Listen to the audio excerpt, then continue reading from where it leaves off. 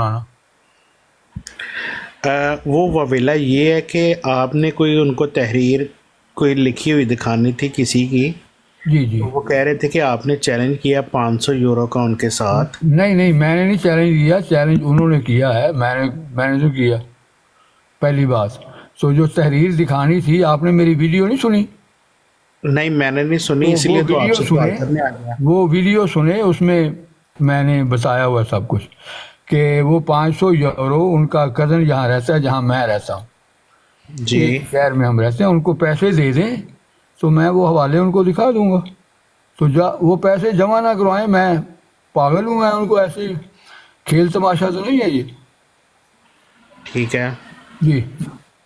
तो अभी तक उन्होंने पैसे को नहीं जमा करवाए, ना मुझे उनके कज़न का फ़ोन आया है कि पैसे मुझे आ गए हैं।